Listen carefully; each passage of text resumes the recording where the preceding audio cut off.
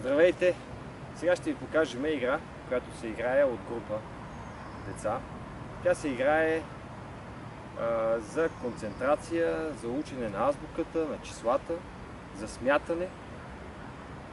Хубаво е да се играе и с присъствието на учител, който да покаже правилата и да следи за тяхното спазване. Почваме с азбуката. Децата дигат ръце по този начин и застават на разстояние, значи първо се нареждат в кръг, застават на разстояние такова, че да може да си пляскат ръцете. Не трябва да ги пляскат силно, а само да ги допират.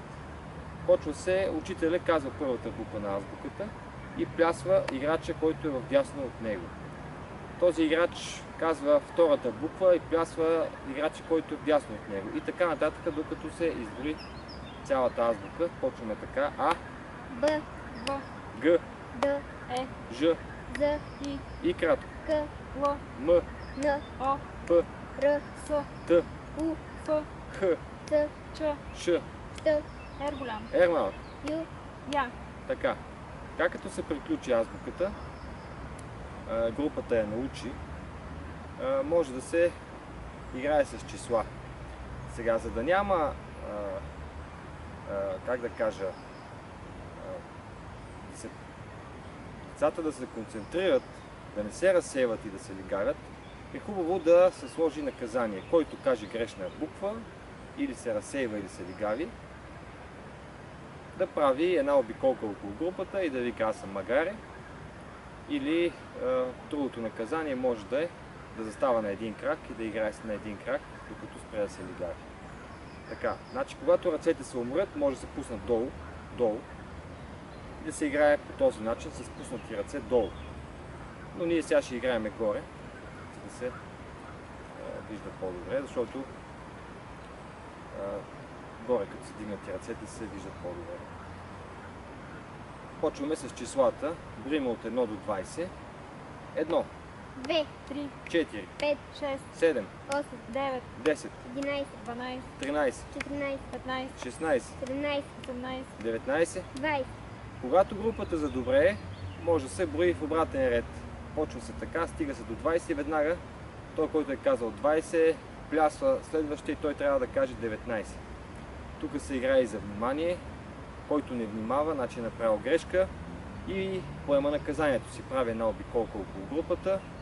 Може да е на патешко ходене, за другия път повече да внимава и да следи за числата, до които се броят. Почваме с броенето назад. 20, 19, 18, 17, 16, 15, 14, 13, 12, 11, 10, 9, 8, 7, 6, 5, 4, 3, 2, 1. 1. Като се стигне до 1, може пак да се почне с 2 и така докато някой сбърка, т.е. да стане нещо като безспирна игра.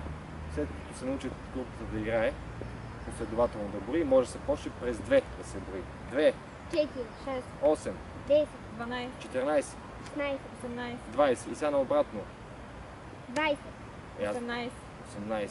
Аз казах 20 вече, значи ти сбърка. Ти трябва да кажеш 18. Аз казах 20. Нали? Заставаш на един крак.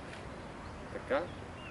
18 и я плясваш. 18, 16, 14, 12, 10, 8, 6, 4, 2. 0.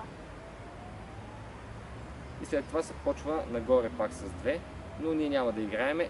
Когато групата задобрее с 2, може да се брои през 3, през 4, през 5. Може да се определят правила до 100 и така нататък. Това беше тази игра, която искахме да ви покажем. Пожелаваме ви приятни игри, всичко най-хубаво!